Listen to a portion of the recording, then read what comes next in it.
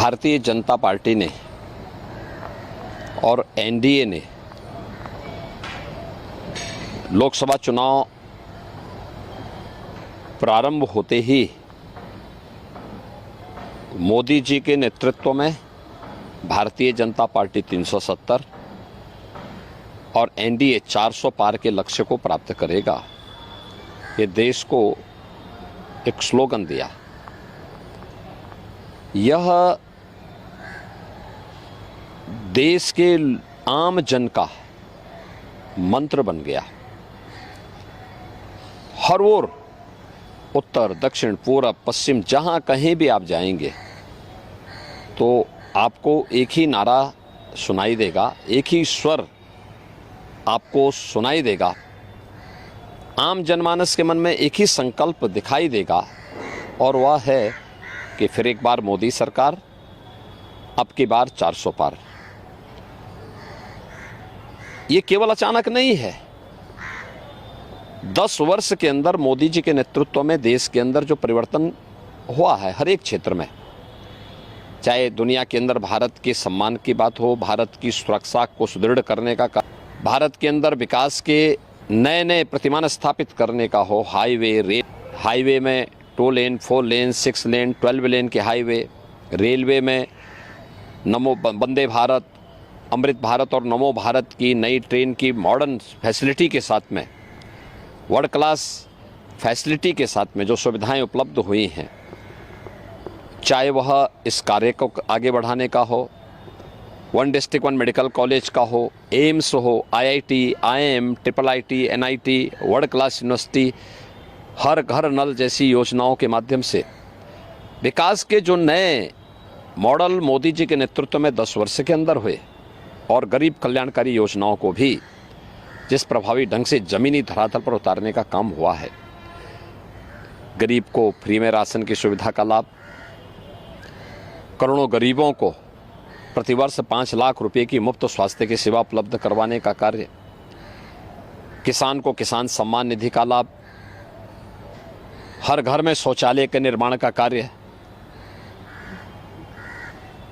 स्वस्थ ईंधन के लिए LPG के कनेक्शन 10 करोड़ से अधिक लोगों के घरों तक पहुंचाने का कार्य, भ्रष्टाचार मुक्त व्यवस्था के लिए DBT और टेक्नोलॉजी का उपयोग करके आम जन तक शासन की योजना का सीधे पहुंचो, इसको पहुंचाने का जो काम हुआ, विरासत भी और विकास भी, सुरक्षा भी और सम्मान भी, और सरकार की संवेदना गरीब कल्याणकारी योजनाओं के माध्यम से देखी जा सकती है, तो स्वाभाविक रूप से ये आवाज़ जनता की ओर से निकली और जनता ने ही इसको एक मंत्र बना करके आज आत्मसात किया है।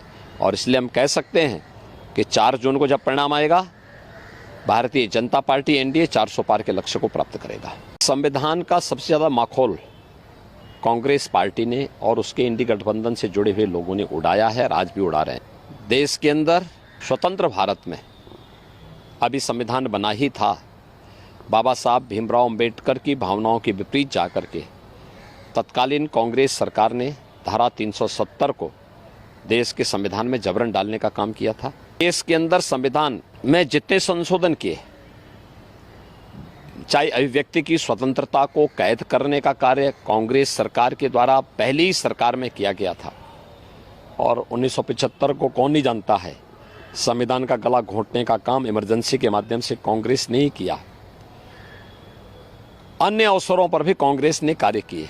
बाबा साहब भीमराव अंबेडकर बार बार इस बात को कहते थे कि धर्म के आधार पर आरक्षण नहीं हो सकता, संविधान सभा में भी और उसके बाद भी उन्होंने इसका विरोध किया।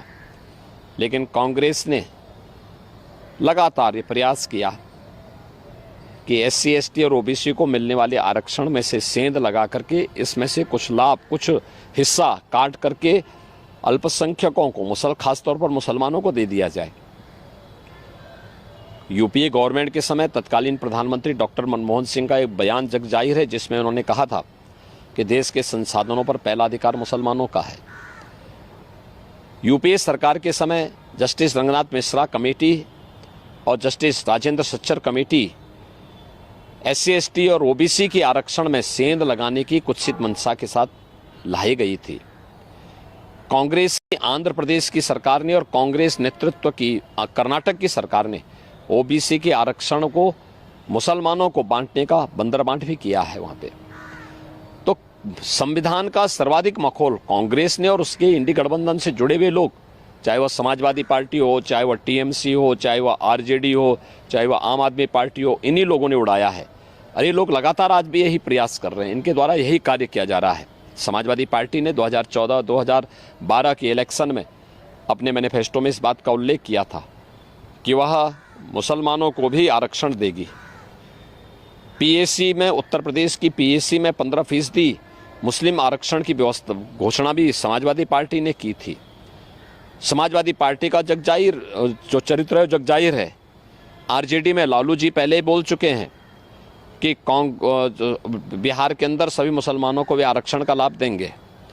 टीएमसी के एक फैसले को अभी कोलकाता हाईकोर्ट ने पूरी तरह पलट करके सरकार के मुंह पे तमाचा मारा है और कहा कि धर्म के आधार पर आरक्षण नहीं हो सकता। इनका कांग्रेस का मैनिफेस्टो क्या कहता है कि भारत के अंदर पर्सनल लॉ लागू करेंगे। पर्सनल लॉ लागू करने का मतलब तालिबानी शासन। बेटी स्कूल नहीं जा पाएगी, माताएं बहनें मार्केट और ऑफिस नहीं जा पाएंगी, बुर्का पहन करके घर में दबा रहना पड़ेगा।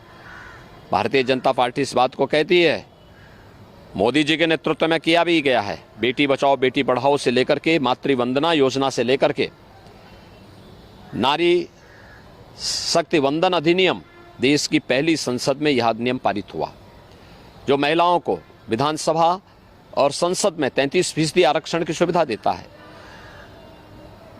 और बीजेपी की एक घोषणा है कि देश बाबा साहब भीमराव अंबेडकर के द्वारा बनाए गए संविधान से चलेगा। यह देश पर्सनल कानून से नहीं चलेगा और शरिया कानून से भी नहीं चलेगा। कांग्रेस और समाजवादी पार्टी अपनी हार को सुनिश्चित जान करके गुमराह करने का प्रयास कर रहे हैं। इनकी मंशा कभी पूरी नहीं होगी और भारत की जनता बहुत जागरूक है। वह मोदी जी के नेतृत्व में फिर एक बार मोदी सरकार बनाएगा और जनता की ओर से आवाज़ आ रही है अब तो कि जो राम को लाए हैं हम उनको लाएंगे और राम भक्त ही राज करेगा दिल्ली के सिंहासन पर। तो स्वाभाविक रूप से परम राम भक्त मोदी जी हैं, परम राष्ट्र भक्त मोदी जी हैं। तो मोदी जी के नेतृत्व में एनडीए और भारतीय जनता पार्टी प्रचंड बहुमत की सरकार बनाएगी और उधर हम लोग जा चुके हैं।